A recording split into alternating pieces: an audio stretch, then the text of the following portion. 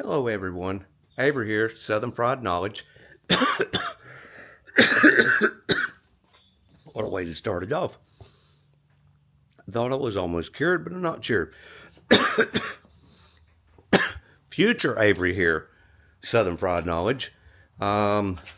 This is going to be attached to the Skagway Part 1 section, I do believe, of our Alaskan cruise.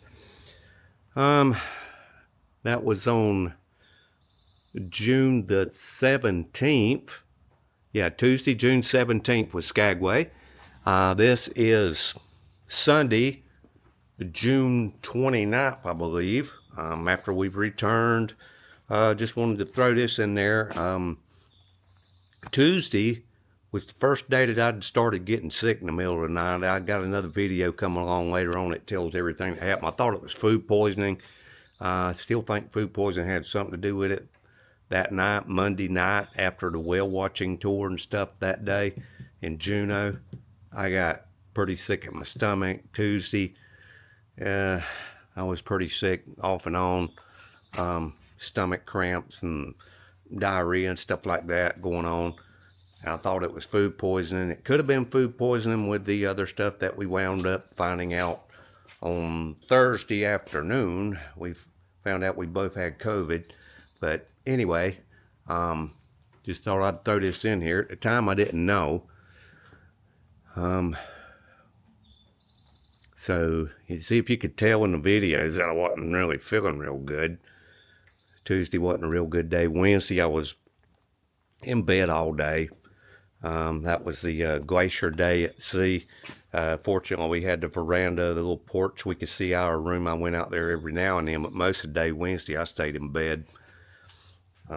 Anyway, just wanted to throw it in there that this is kind of where the wheels fell off the bus on Monday night. When I woke up, I had acid reflux to start with, which isn't unusual for me because I have that. Then I had the worst leg cramps I've ever had later in the night. And then I had the worst stomach cramps I've ever had later in the night. And then because my leg had been cramping so bad, when I went to the bathroom sometime in the middle of the night, I didn't pick my foot up high enough, and because there's a step up into the bathroom, almost broke my 3 middle toes. That was fun. It really hurt. It was just not a good night. And Tuesday, I had to stay near and dear to a bathroom all day long, on the bus, on the train, in town. Anyway, this is going to attach to the Skagway video. This is kind of where the wheels started falling off the bus, as I say. Hope y'all enjoy these videos. I'm kind of rough drafting them, not really doing a lot of voiceovers or anything because we're so far behind. The wife is already clear. She's tested negative, so she's clear to go to crap, where's she going? It escapes me. Some island nation. Since you get this COVID stuff, your brain falls apart. Anyway, it's not Grand Caymans. It's something else. So she's going there for 8 days. I sort of tested negative yesterday. It was a faint. I know we're not I don't know if I'm imagining or what. So I'm going to retest today. I think I'm clear. Still got some of the symptoms. I think you can still have it even after you get to a negative test. So we'll see. I'm going to test later again today. But anyway, enjoy these videos. I've got some picture videos I'm going to put together. Maybe have time to do them a little better. We'll see. Hopefully I'll get to where I can edit the videos a little bit better again. It's just I haven't felt good.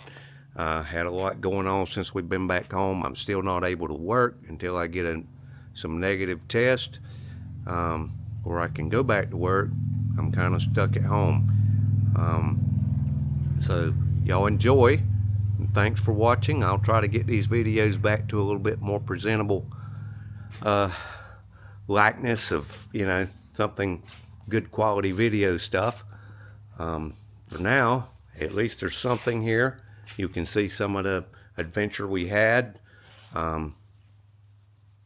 Y'all keep coming back. I'll try to get them back to pretty decent quality. Thank y'all for subscribing. Tell your friends. Hopefully I'll catch on. So far, it's not really catching on real good, but I do appreciate the ones that have subscribed. I appreciate your comments. Not saying I would do everything that you recommended, but recommendations help. You know, I like to hear feedback. I'll try to get better. I'm still kind of new at this. Been doing it about 6 months now. But thanks for watching. That is all for now. And I don't know if y'all can see my eyeball here. I busted a blood vessel in it a couple of days ago. It's much better now. But anyway, thanks for watching. I got to get out here and rake the yards with the lawnmower sweeper and mow again. Had to mow when we got back, and the grass was like knee high. Anyway, I got to redo that. This back here at the shop don't look too bad, but it's growing pretty good back there in the backyard again. Anyway, thank y'all for watching and stay tuned for more. That's all for now. Bye-bye. P.S. I remembered she's going to the Dominican Republic with her daughter for like 8 days on Tuesday. This is Sunday. Tuesday the 1st, I think it is. Or 31st of June. Hell, I don't know. You get sick, you lose all track of everything. But she's going to the Dominican Republic for another adventure.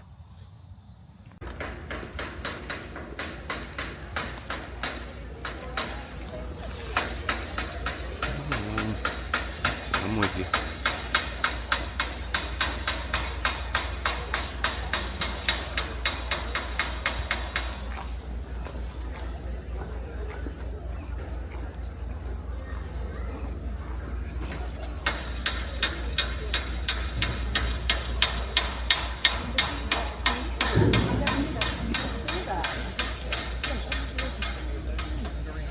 Yeah, and he did touch on global.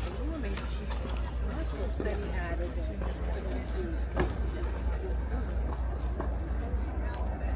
Yes, they do.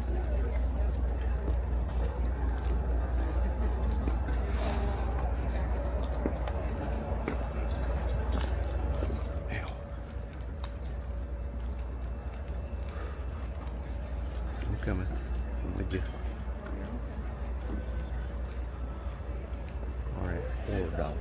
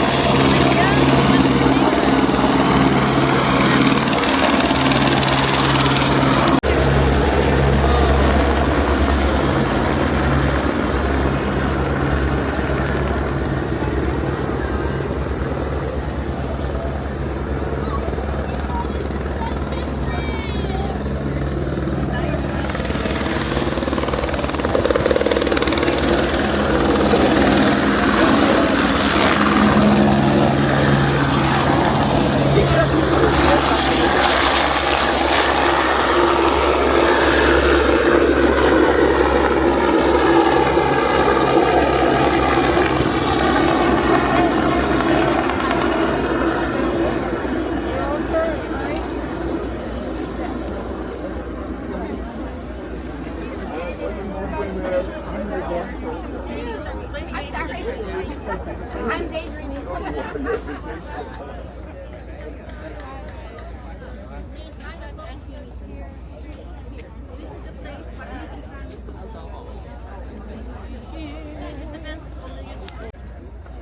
Sir, so right here. Red jacket.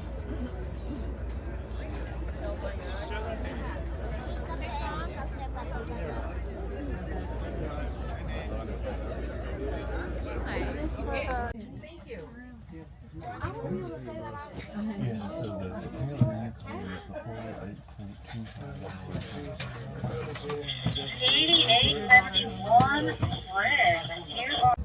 8.25. There is a fire extinguisher underneath the second seat back on the right. If we do have any fires today, would you guys be able to handle that for me? Sure. Okay, perfect. Now I can deal with any fires we have today. I'm hoping to go for 0, new record. We'll see how it goes. There is a first aid kit in the front leftmost compartment. So if anyone needs a Band-Aid and I'm not around, that's where you can find it. And the front rightmost compartment is my personal compartment with my personal items in there. So if you could stay out of there, I'd be very appreciative. There's nothing good anyways. There is a bathroom on this coach. It isn't great, but it is there. So if you need it, by all means use it. I just have a couple of requests. Number one, make sure that you lock the door while you're in there. Otherwise, if I slam on the brakes, the first bear sighting we'll have is your bare bum sliding down the aisle. Also, it turns on a little light that lets me know there's someone in there. So if I'm trying to get a head count and someone's hiding in the bathroom, I'll know.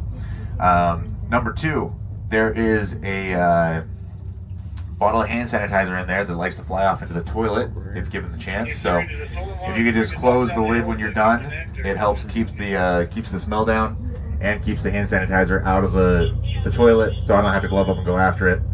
And then finally, fellas, I know we're all marksmen, we're all sharpshooters here, but if you could sit down, I would appreciate it. I do clean the bus at the end of the day.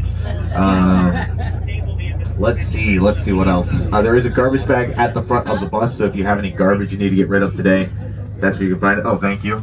My flight attendant here demonstrating where it is.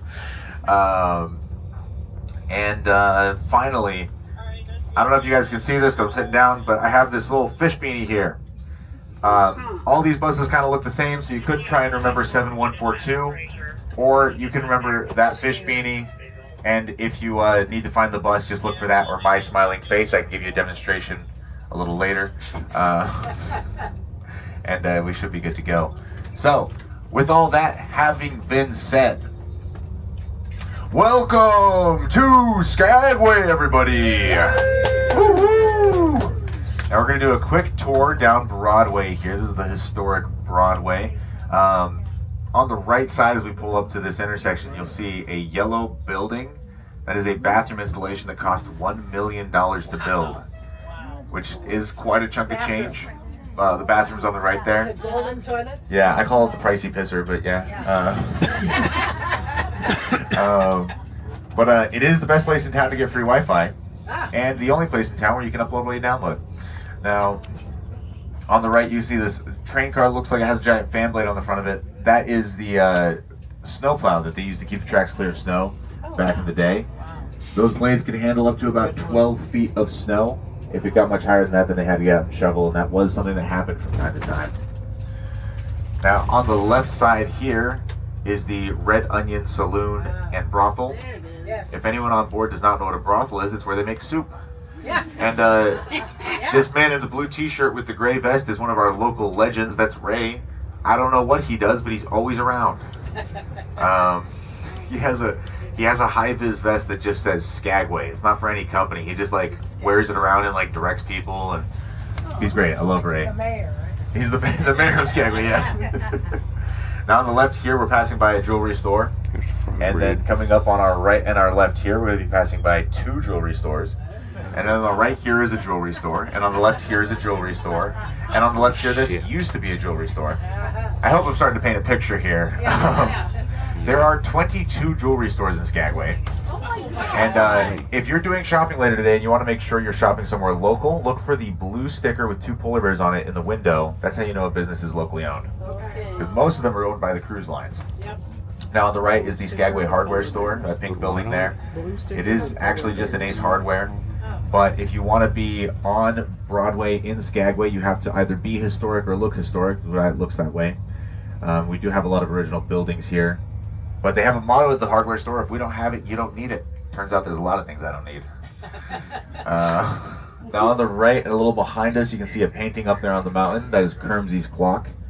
And it is an advertisement for this business right here, Kermsey's Curios. Now, there were a lot fewer trees on the mountains back in during the gold rush because of all the construction going on here in town. They cut down those trees to build these buildings. And they had a lot more real estate there, and pretty much every business in town would climb up and paint their sign up there as an advertisement billboard system to hopefully bring some business here in town. On the left, you can see the Wells Fargo, or as it was originally known, the Bank of Alaska. This marks the beginning of Skagway's financial district. and the U.S. Post Office here marks the end of Skagway's financial district. Now, I want to give a quick shout out before I tell you a story about the bank to the Alaskan Fudge Store. It's this brown building on the right side.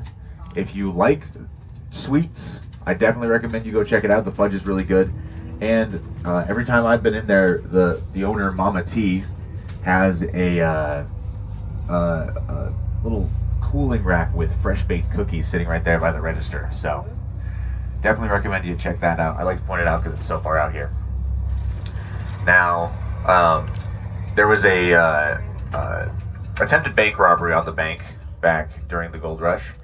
Fellow walked in there with a revolver and a stick of dynamite and said, "Give me the money," which is a classic bank robber tale. That's how you identify them. They usually say, "Give me the money," or something like that. But things didn't go according to plan for our protagonist, and he accidentally detonated that dynamite a little earlier than intended, blew himself to smithereens. But fortunately, he was the only casualty. Unfortunately, he did a lot of damage to the bank. So they had to go through, tear up floorboards, make repairs, but as they were going through and tearing up these floorboards, they actually found a bunch of gold dust that had fallen between the floorboards over the years. And they found so much gold dust that they were not only able to pay for the repairs to the bank, but they came out with a little extra on top, making it possibly the only bank robbery in history to profit the bank. Now on our left here, we're passing by the Skagway Recreational Center. This was built with money donated by the cruise lines during the pandemic. Most of Skagway's commerce does come from tourism. And during the pandemic, the cruise lines were concerned about them going under because Skagway is one of the most profitable ports for many of these ships that come through. So they donated a large chunk of money to help keep them afloat. Some of those funds were allocated to building that rec center. On our left, just past the only gated community in Skagway, the RV park, you should be able to see a sand-colored building back there. That is Skagway's school. It teaches K through 12, and last I checked, this year they actually had enough kids for a prom, which turns out is just 2 or more. So, now I'm not sure on the exact numbers, but last season they had a graduating class of 7. Wow. So I'm not sure what it was this year, but yeah, pretty small community. Skagway does have a permanent population of about 700 to 900 people. So definitely not what you would call sizable. But yeah, the population triples with all the seasonal workers that come into town during the summer. Now, coming up on our right side in just a moment, we're going to be passing by the White Pass and Yukon Route Rail Yard. Also, construction's been kind of fun this year. We've got these cones here. They keep putting them tighter and tighter, so it's just like a little obstacle course for me to go through, which is great. You know, keep my skills honed. Yeah, bus rodeo skills, exactly. I actually would love to do a bus rodeo. They're real. They kind of sound fun. I love driving the bus. It's a challenge. It's a fun little challenge. Anyways, White Pass and Yukon Route Rail Yard. This railway is a narrow gauge railway, which means that the rails are only 3 feet apart as opposed to the standard 4 feet and 8 inches.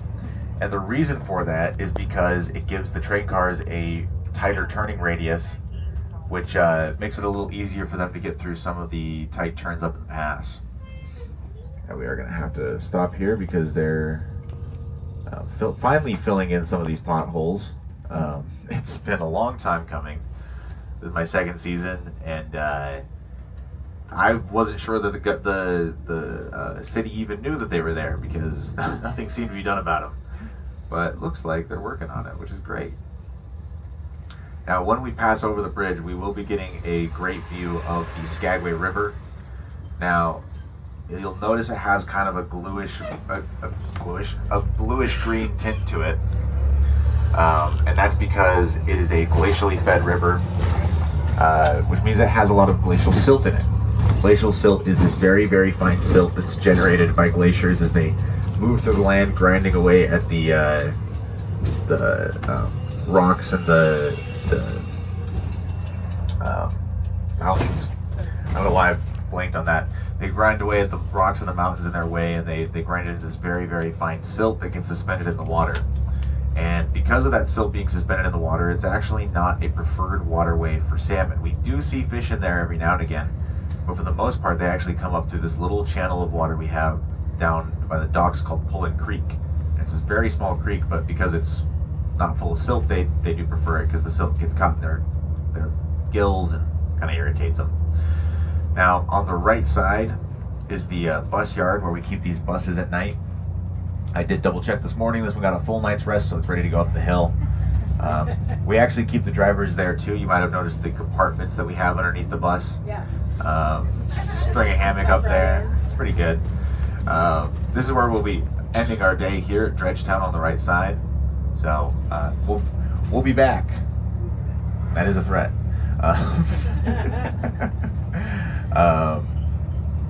But no, I think we still have a couple drivers down there sleeping. So if you try not to wake them, you know, they need to get their rest. So now I'm not going to yap at you guys the entire drive up to Fraser where we're catching the train, because it's kind of a long drive and there's some beautiful scenery, and I'm not going to motor mouth at you the whole time. I'll let you enjoy that scenery. That being said, I'm going to keep talking. On the left side here, this road goes out to a town called Dyea. It's a ghost town, but the word town is really being used generously there. All that's really left are some flat spots in the ground where the boardwalk used to be. Everything else has been reclaimed by nature. So these days we mostly use it for camping and fire pits, but during the gold rush, it was one of the 2 towns you could take to get up to the gold discovery location in Dawson City if you came through this region. Dyea was at the base of the Chilkoot Trail, and Skagway here at the base of the White Pass Trail, which is the trail we'll be kind of loosely following today. And those were kind of your 2 trail options. The Chilkoot Trail was only 33 miles long versus the White Pass, which was 45 miles long. However, the Chilkoot Trail was significantly steeper. If you've ever seen that famous picture of the line of men hiking up what looks like it's like almost a straight up mountain, like it's super steep. That's the Golden Staircase, which was a literal staircase carved out of the ice and snow, and that was part of the Chilkoot Trail. Now on our right side here, we're passing by Liarsville. Liarsville is named Liarsville because this is where the reporters were stationed back during the gold rush. They got here to Skagway, they found out how hard the journey was and that they had to do the same things and bring the same things that the miners did if they wanted to go.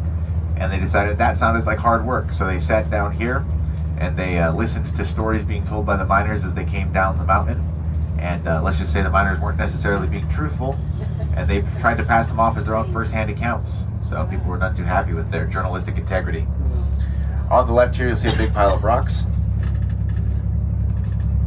Pretty cool, I know. And up ahead of us on the right side, you'll see the worst place sign in all of Skagway. If you can't read it, it says rocks. Just 100 yards back that way, they would have nailed it. I don't know, no one consults me on these things.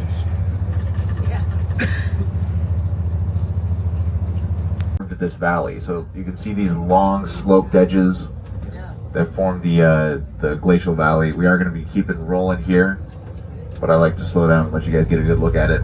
Also, on a cloudy day, you can't see the glacier, and sometimes on a clear day like this, there will be exactly 1 cloud in the sky, and it's right in front of that glacier. So I always like to make sure I can see it before I tell people it's there. You guys are lucky today, you got to see it. No, it's crazy. You'll have a blue sky like this, and you're like, oh, and the Denver Glacier, and then you pull around the corner, and it's blocked. And it's like, I'm sorry, guys.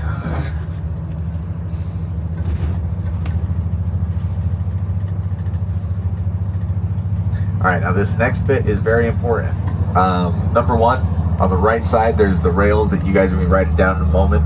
In a moment being like in 40 minutes, but if you see a train running on the tracks, make sure to shout it out so other people can get a chance to see it running. It's kind of cool to see. I have this weird habit where I like to keep my eyes on the road, just a quirk I picked up in training. So sometimes I miss the train, you know, so just make sure if you see something to let other people know you're seeing it. That being said, and you know, on a related note, we're going to be passing by a lot of waterfalls today. We just passed one. Now if you see a waterfall, and I'm not saying anything about it, make sure to use the waterfall signifier. If you're not familiar, it's ooh. So anytime you see a waterfall, be sure to hit it with a ooh or an ah, maybe even a gee whiz, so that other people on board can see said waterfall as well. We're going to go ahead and give it a practice run. There will be a waterfall coming up on our left side. You'll see a guardrail on the left. It'll just be on the other side of said guardrail.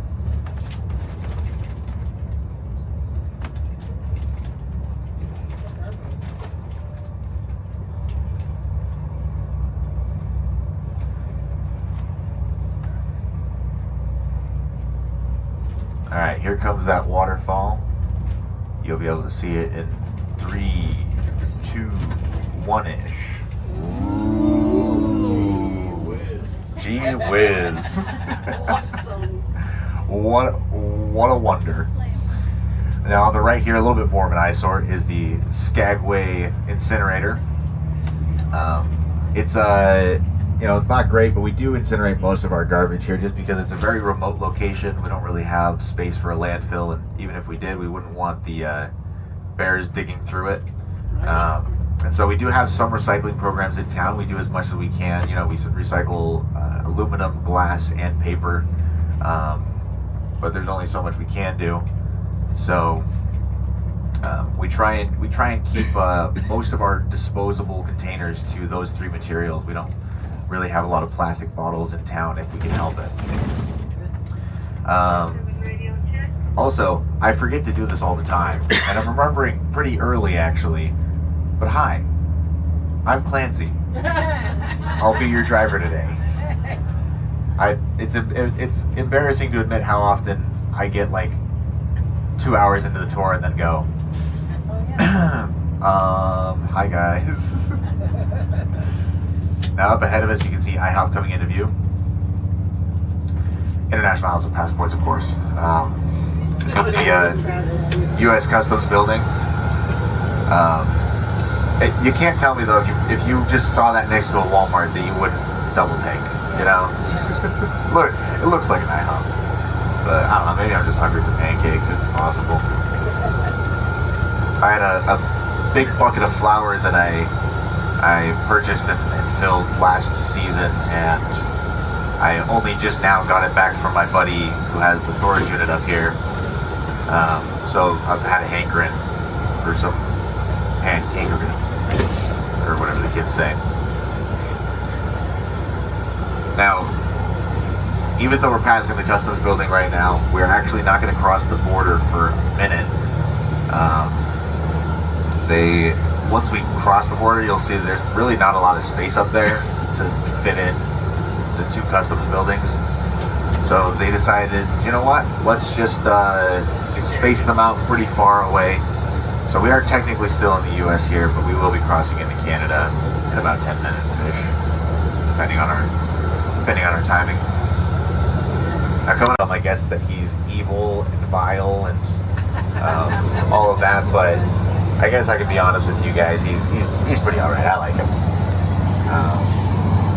But I texted him to use his marker because he has a large yellow flag with a duck on it. Oh, okay. So I texted him to make sure he uses that when he picks you guys up, so it's easier to find his bus. But I haven't gotten a response yet, so I don't know if he saw my text. But he's got dark hair. He's wearing a baseball cap today. Specifically is. Coming up on our left here, we're going to be passing by my favorite waterfall on the drive. Right there. Not the little one. Wow. This is Bridalveil Falls. There's actually a legend attached to the falls. They say if you drink the water from Bridalveil, that you'll be married within a year. Now, ever since I got here, random people keep coming up to me with bottles of water. Now, I always have the same 2 questions for them. Number 1, where'd you get that? And number 2, who are you? Now, I can't prove it, but I'm fairly certain my parents are putting them up to it.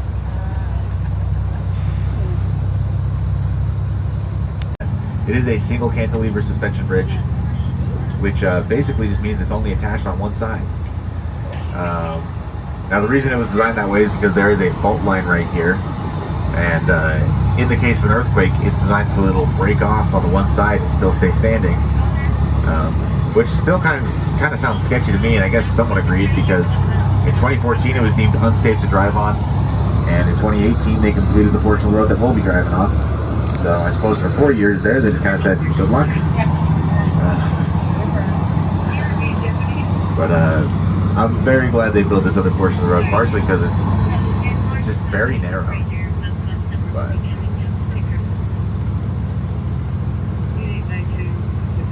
now on our left here, we're going to be seeing a waterfall there in this fault line here, this large crack.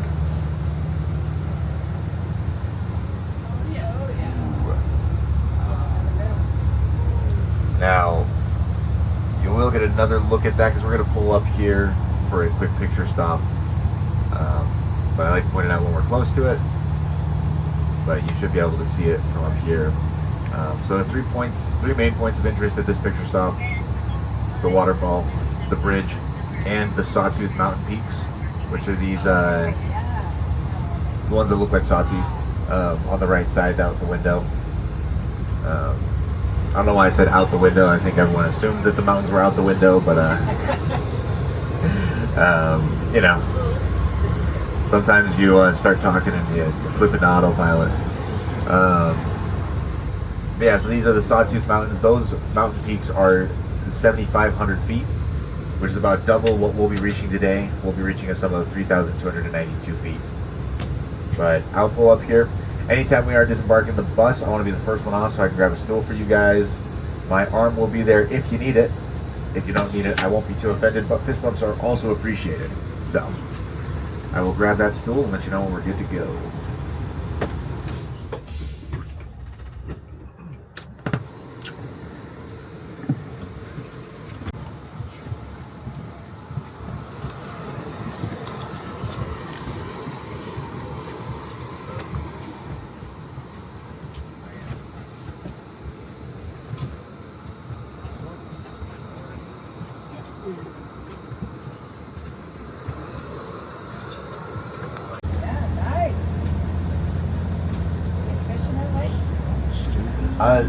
So I'm not sure about this one, but if I had to guess, I would say no, because many of the lakes, especially up in the Tormented Valley, they do have zero fish because they are shallow enough that they freeze solid during the winter time. Oh, yeah, that's not So, good for fish. yeah, not good for fish. Fish need somewhere to live in the winter. So, so we don't get many fish in these lakes here. We do get fish down in Skagway and further on in the Yukon in some of those larger lakes, but when we get to the Tormented Valley, you'll see what I'm talking about. There's a bunch of tiny, tiny lakes and ponds. Waterfall on the right. Waterfall on the right. So, interesting story about that waterfall. I'm going to start this story by saying everyone made it out alive. There was a pickup truck hauling a trailer coming up this the pass here, and they weren't watching their temperature gauges, and they maybe should have checked their fluid level before they left, because they the engine caught fire, after which the truck caught fire, after which the trailer caught fire. So again, everyone made it out okay, but the fire department, when they came up to put the fire out, they actually dammed up that little waterfall there and used that to keep their tanks full, which is pretty cool. But yeah, so just an important reminder, anytime you're hauling something, especially if you're headed uphill, if you're on a long trip, just make sure, you know, you do a thorough check of your vehicle before you leave, double check your fluids, and just keep an eye on your gauges, you know? We want to make sure everyone's making it to where they're going safely and without great financial loss. So, there she is. If you could all please rise for the Canadian National Anthem. I'm kidding, please stay seated for safety reasons. And also because I only know the first two lines of Canada. So. On the left here, you'll see International Falls. It'll be coming into view just now. Yeah. Oh, down here. Now, It's up above too. the reason it's a pretty long one. Now, the reason they call it International Falls is because the water that comes out of here Half of it goes down into British Columbia, and the other half goes on into Alaska. Now, welcome to the Tormented Valley.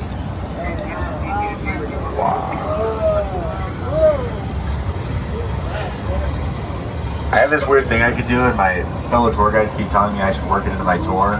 But there's just really no way to work it in, but I figure as we roll around here, I just start going.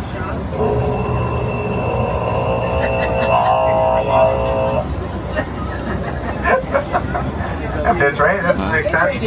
Checks out. Little tube and throat singing for the tundra. Anyways, we're gonna pull up here and grab some pictures. Now there are some green bathrooms here. We call them the international bathrooms. We call them that because when you're going in, you're Russian. When you're there, you're European, and when you leave, you're Finnish. But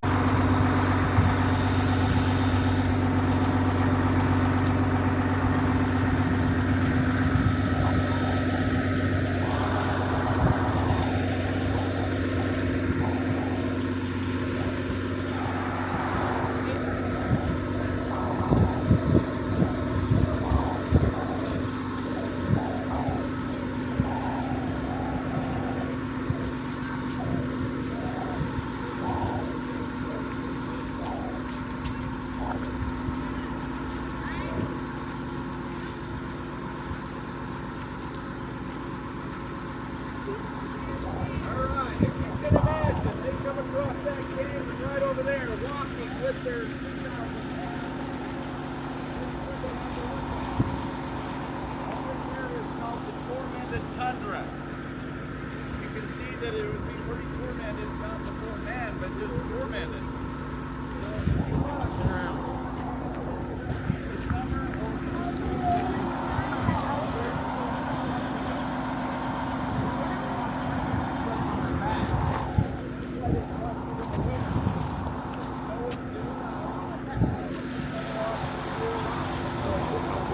Don't do that.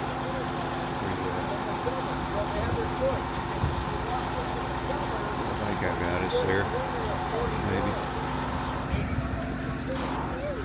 We have to edit that out. We got that right. No on the video.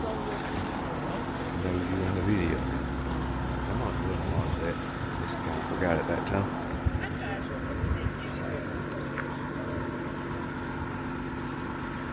Wait.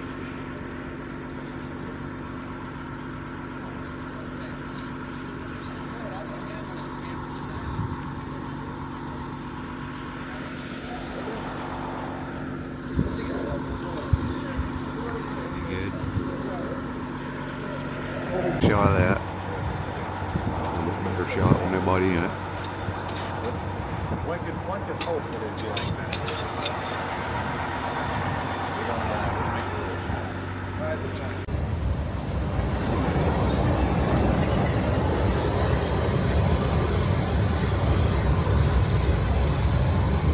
Alright, now we are getting pretty close to customs here.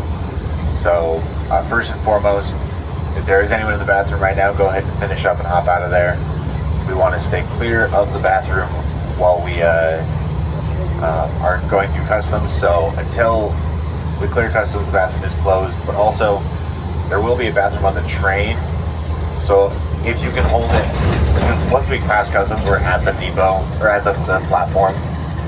So if you can wait till you get on the train to use the bathroom, it just makes it ensures that you don't get left behind on the bus and miss your train. So yeah, we'll stay. Dave, I got a question about where Anchor wheelchairs. So the yell on the radio. So it will help, keep things moving. Train agents, Lily and Max, you'll be meeting one of them soon if you haven't already. They're going to call your cars to reach you and point out if you are on board babies. Our engineer today is Engineer Williams. We won't be seeing him too much as he's in the cab for all the moto.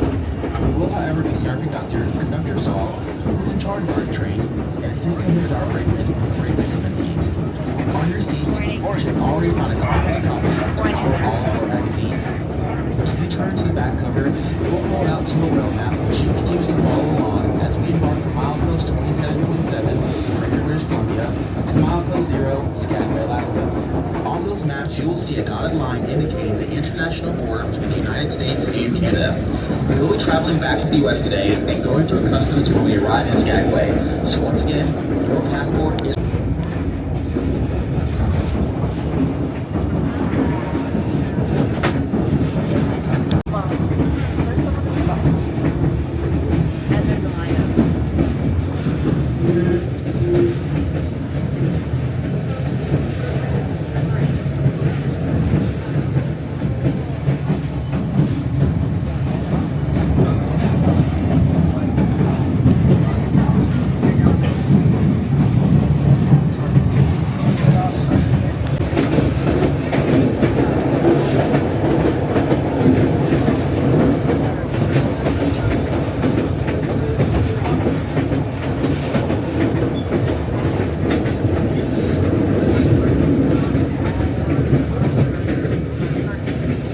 How's the sound sounding in here? Is everything okay?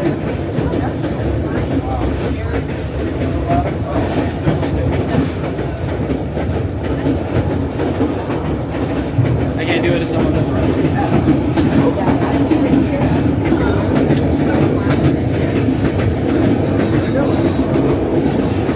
Let me try this.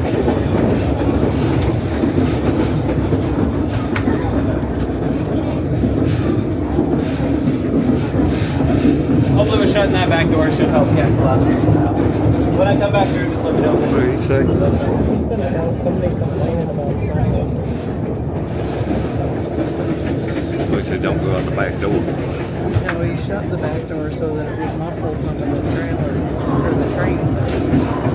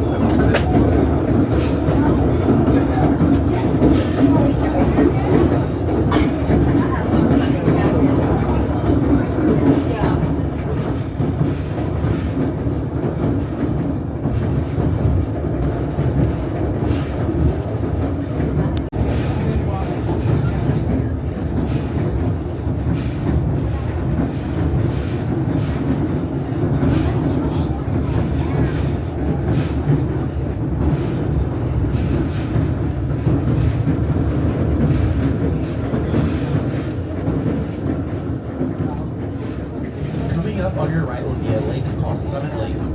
Summit Lake was once filled by a glacier. As that glacier melted, it filled this entire lake. Right past Summit Lake, you see on your right hand side, a building with the word NW15. That was when they went with the police. They were checking every single thing to go to their one ton of goods.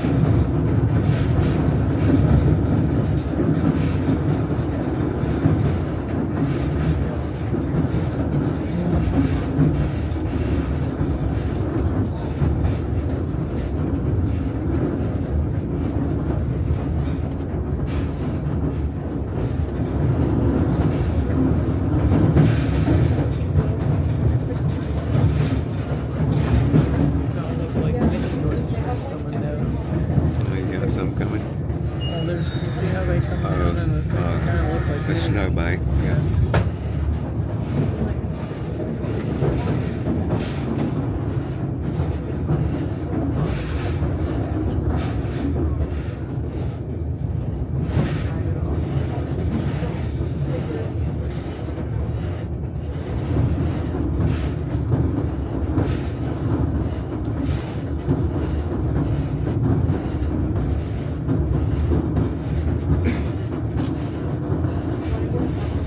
The gold fields were in a remote environment that could not sustain the influx of tens of thousands. Faced with mass starvation, the Canadian government intervened. No steam meter bound for the Klondike could cross the border without necessary food and equipment. Weighing at over 1,000 pounds, this was famously called the 1 ton of goods. It was an undertaking impossible to complete in a single trip, forcing their prospectors to make regular trips up and down the trail to transport all their supplies up the pass. We are approaching the White Pass Summit and the traditional border. On our right is a row of flags signifying the regions our railroads travel through. Sitting in front of a small brick cabin. This cabin is a replica of a border station used by the Northwest Mounted Police, who stood guard for extreme wind and cold, inspecting every